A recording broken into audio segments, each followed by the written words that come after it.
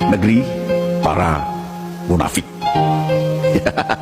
Ini julukan yang pas buat mereka yang tertutup mata hatinya.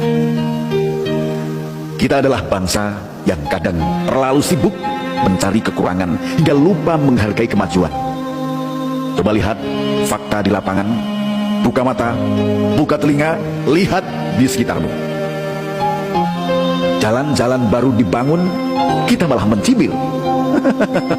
Itu hanya pencitraan, kata mereka. Pelabuhan-pelabuhan besar berdiri, oh apalagi nih, itu masih belum cukup. Infrastruktur menghubungkan desa ke kota, kita sinis. Itu kan memang tugas pemerintah, lanjut mereka. Jadi apapun hasilnya bagi mereka yang hatinya tertutup, selalu ada celah untuk menyalahkan. Tapi mari kita renungkan sejenak, siapa yang sebenarnya rugi jika kita terus bersikap seperti ini?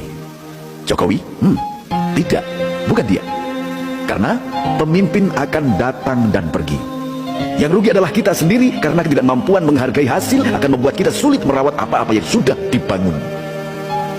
Mentalitas seperti ini yang membuat banyak proyek mangkrak setelah pemimpin berganti. Dan disinilah letak ironi terbesarnya. Mereka yang tidak mau melihat hasil seringkali adalah orang-orang yang justru menikmati hasil tersebut.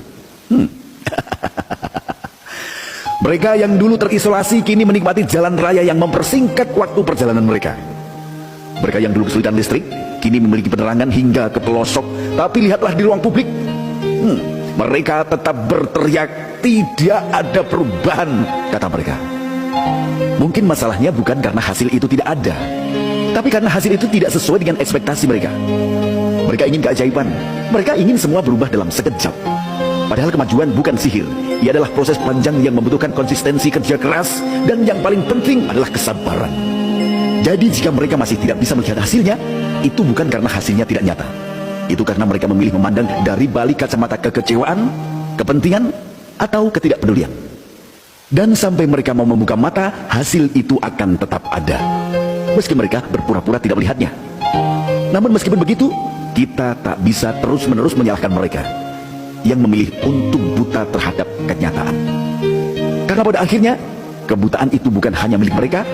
Kita sebagai masyarakat pun seringkali terjebak dalam pola pikir yang sama. Kita sibuk menunggu sesuatu yang besar untuk datang, berharap keajaiban akan terjadi di depan mata.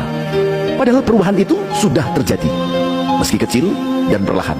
Ada yang bilang Jokowi hanya ingin mempopulerkan dirinya sendiri. Tapi bukankah itu paradoks? Seorang pemimpin yang dipilih oleh rakyat, yang bekerja keras demi rakyat, lalu dianggap berusaha membangun citra untuk dirinya sendiri. Sementara mereka yang berteriak justru tak pernah melakukan apapun selain berkomentar dari jauh. Kalau begitu, siapa sebenarnya yang lebih menikmati popularitas?